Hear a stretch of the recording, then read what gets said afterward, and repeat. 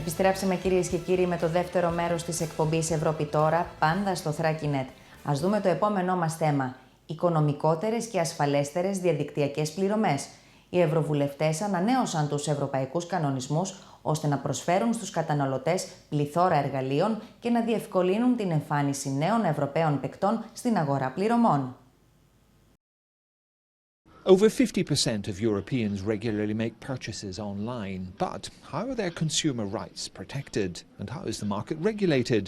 MEPs have updated a directive from 2007 with the aim of keeping up with the rapid technological advances in the sector. Apriamo il mercato altresì a nuovi operatori e riduciamo i costi di un sistema troppo frammentato e caro, il cui costo complessivo oggi ammonta a circa 130 miliardi di euro l'anno. Everyone is familiar with PayPal, but how many people know Trustly or SoFort, the Swedish and German counterparts of the American online payments giant? The new rules are meant to help new payment providers emerge and push them to be innovative. We've managed to break open a little bit the market. That is good for the economy, it's good for innovation, it's good for e-commerce. Another aspect MEPs have considered is security for consumers, especially data protection. Un texte qui fait progresser les droits des consommateurs. En s'alignant sur la directive protection des données, il assurera une plus grande protection des données personnelles. The new rules should now be approved by all 28 member states, coming into force as soon as possible after that.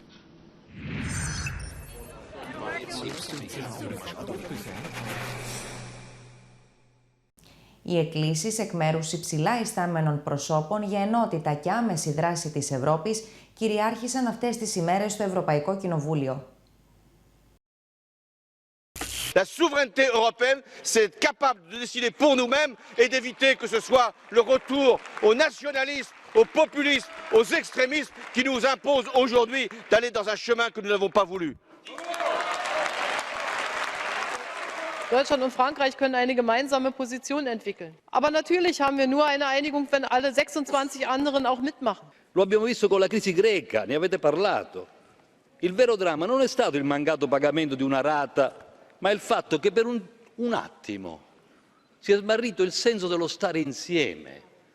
Questo è il rischio che non dobbiamo più correre. If tomorrow the euro disappears, or if Schengen falls apart, then we are left with what, in fact, in Europe? Die Franzosen mussten sich lange bewegen in der Sache Souveränität. Aber die Deutschen müssen sich auch mal bewegen in ihrer Fixierung allein auf die Schuldenproblematik und die Geldwertstabilität. Es ist etwas passiert bei VW, was der dringenden Aufklärung verlangt. Aber bitte nutzen Sie diesen Sachverhalt nicht dazu, das Automobil als Ganzes sozusagen zu verdammen und damit Tausende und Abertausende von Arbeitsplätzen in Europa zu gefährden. We need drivers to use diesel cars, and we cannot let the actions of one company tarnish an entire sector. Why did the Commission never initiate any investigations into this matter? Wenn die Türkei, wenn Jordanien, wenn Libanon, teilweise arme Länder in der Lage sind, Millionen Menschen Obdach anzubieten, die vom Bürgerkrieg fliehen, dann muss auch dieses reiche Europa diese Kraftanstrengung erbringen können. Und wir brauchen Mut. Denen müssen wir auch sagen, dass sie nicht bei uns bleiben können, damit wir denen wirklich helfen können, die tatsächlich unseren Schutz vor Krieg und Verfolgung brauchen. Hungarian citizens who show solidarity and humanitarian care, sheltering refugees in their homes, run the risk of being put in prison for 3 years. Now, with the Russian intervention in Syria and the potential for a clash in its airspace, we face the danger of the biggest proxy war of all. De Amerikanen opereren al 14 jaar in Afghanistan. Het bombardement afdoen als collateral damage is een goedkoop en een onaanvaardbaar excuus. Hemos de lanzar una señal clara e inequívoca de que los problemas sociales se encuentran en el centro del proceso de integración y de que nuestra tarea en este ámbito debe ser ayudar a todos los Estados miembros y a sus ciudadanos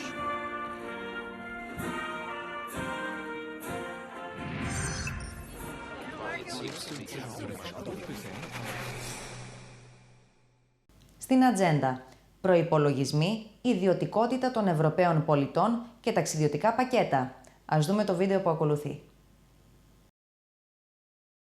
After a red carpet Strasbourg session, MEPs head back to Brussels to a busy week. A budget for relocating migrants, new rules on travel packages, mass surveillance of EU citizens, labelling of organic products, and how to prevent the radicalization of young Europeans. MEPs will be hitting the ground running. Welcome to the agenda. Harboring 160,000 asylum seekers, tax money. On Monday, MEPs will vote on the allocation of 400 million euros to take the relocation plan work. When it comes to citizens' privacy, there's a before Edward Snowden and an after Edward Snowden, the man who made shocking revelations about US government spying on European citizens. On Tuesday, MEPs will vote on a resolution which mentions new cases and addresses how European institutions are dealing with the problem. Good news for travelers, big or small, on Tuesday. Travel packages bought online will have the same protection as those bought in shops. Travelers will be able to cancel, have the same protection if something goes wrong, and get better information on what they are actually paying for. Also on Tuesday, MEPs will vote on what can be labeled organic food. The aim is to better protect and inform consumers. Non-EU producers will also have to comply with these new rules. On Thursday, MEPs will announce this year's Sakharov Prize finalists. A lot of sweat, tears, and sometimes even blood for these human rights advocates. When François Hollande and Angela Merkel addressed the parliament in Strasbourg, MEPs asked for a union better tuned to the 21st century. Like everything else, it takes money. On Tuesday, MEPs will vote the 2016 EU budget. How to prevent radicalization and recruitment of European citizens by terrorist organizations. On Tuesday, MEPs will host a public hearing on the subject. Stay tuned for a fully charged week. Take care.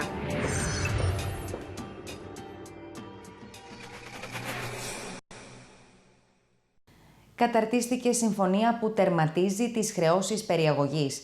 Η Πιλάρ Ντελ Καστίγιο μας εξηγεί τις μελλοντικές προκλήσεις. The battle is almost over for MEPs fighting for the abolition of roaming.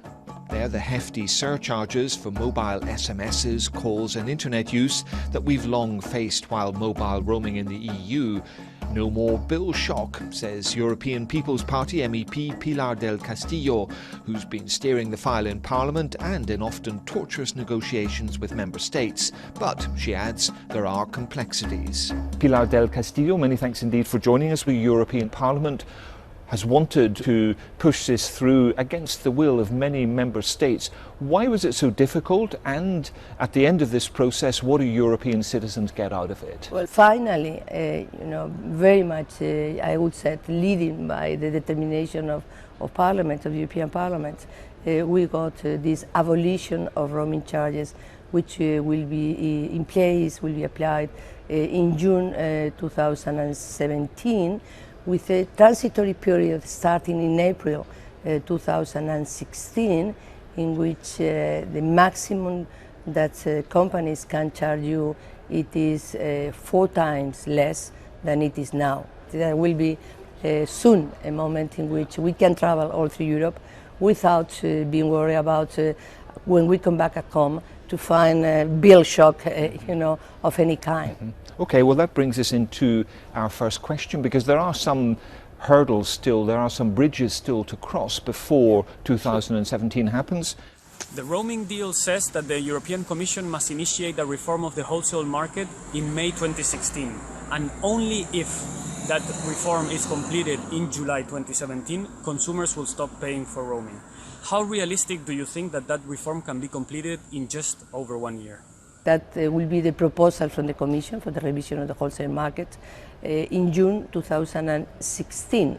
The roaming charges ends will be in June 2017. So there is a year in between, and I can say and translate to all users in the European Union, consumers, that we will have for sure on time the wholesale review. Let's have a look at things from the point of view of the operators themselves and hear what Aaron Samuelson has to say.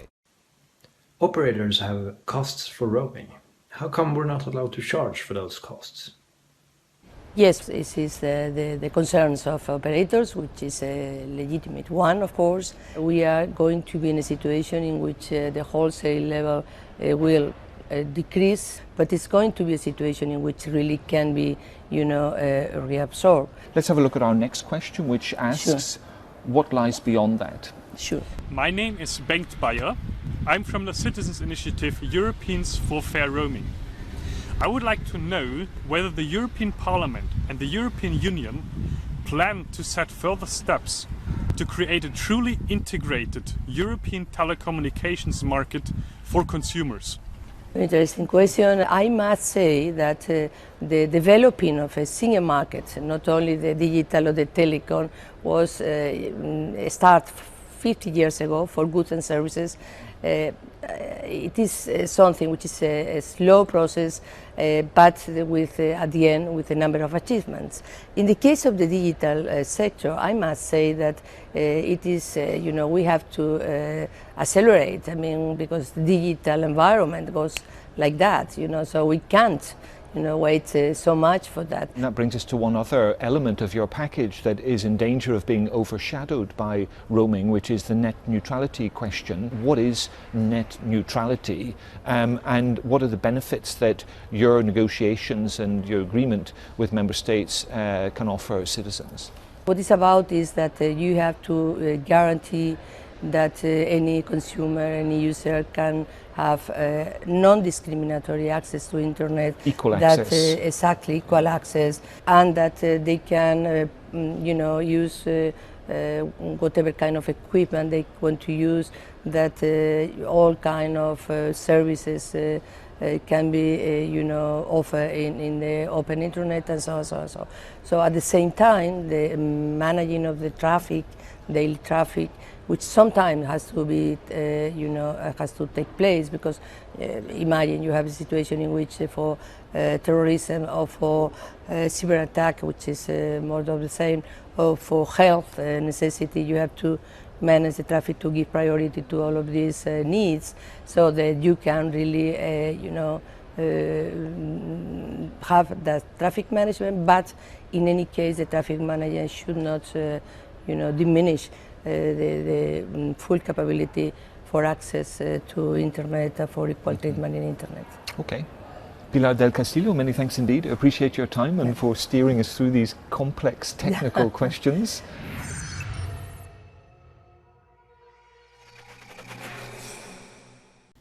Καθώς οι πρόσφυγες βρίσκονται σε απελπιστική κατάσταση και οι χώρες εισόδου παλεύουν να αντιμετωπίσουν τις προκλήσεις, οι ευρωβουλευτές ενέκριναν την άμεση χορήγηση ευρωπαϊκών κονδυλίων βοηθείας.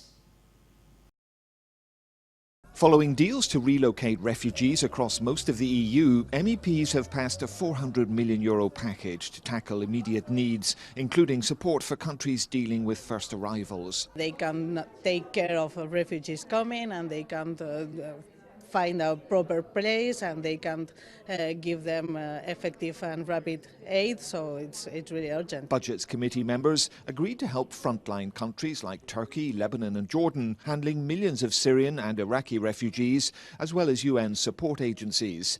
They'll also beef up the EU police and border agencies, Frontex and Europol, and the European Asylum Support Office. The clear signal that we're giving is the EU budget is part of tackling this huge challenge. But of course, it is not, the EU budget alone will not solve it. EU member states also have to, besides declarations, commit significant amounts of money. The allocations draw on the 2015 budget and go to a full vote on Wednesday.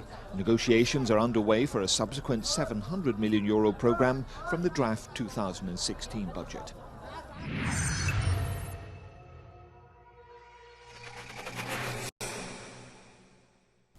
Προστασία δεδομένων.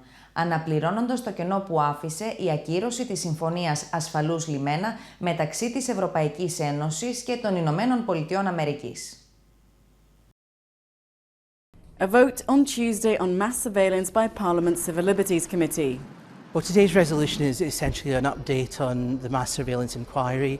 It takes into account a whole range of issues, but it also illustrates the truth at the bottom of this, that Safe Harbour shows that you have all these interconnected movements of mass data which depend on good standards of data protection in the United States as well as in the EU. The now seemingly not so safe harbour, the agreement that allowed US companies to pass on data of EU citizens, was invalidated after a ruling by the European Court of Justice in October.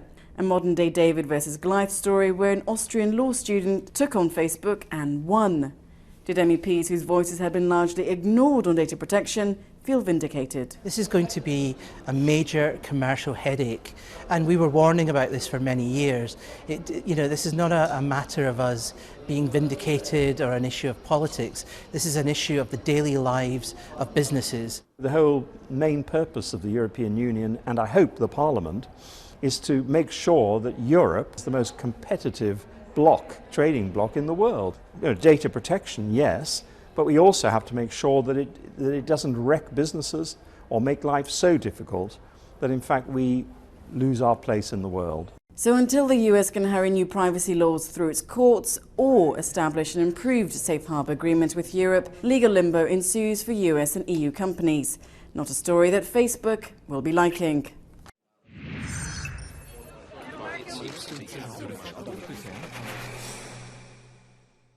Οι ευρωβουλευτές ετοιμάζουν τις προτάσεις τους για τις διαπραγματεύσεις αναφορικά με τη συμφωνία για τις συναλλαγές στον τομέα των υπηρεσιών. Negotiations on TISA, the Trade in Services Agreement, have been ongoing since 2013 with 25 members of the World Trade Organization, including Europe. But is TISA the next thing consumers need to be aware of after the controversial TTIP? Maybe it's the first bad thing. The service industries today makes almost about 70% of the BSP of the European Union. The question is, do I want to make profit or do I want to serve public interest? The EU is already the largest exporter of services globally. A trade agreement on services would allow further liberalisation across markets and give the EU even greater access to foreign markets and allow EU businesses to be treated the same as domestic counterparts. But should there be red lines, especially over public services? Culture, social security, water, for instance, in order to preserve elements which we do not want to bring into competition. Another problem, the lack of a dispute resolution mechanism under the Services Agreement. Negotiations are expected to be concluded in 2016. It will then be up to member states to decide which services they wish to exclude from their territory.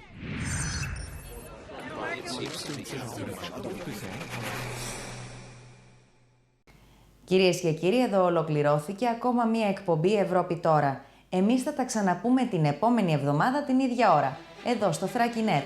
Μέχρι τότε να είστε όλοι καλά. Καλή σας νύχτα.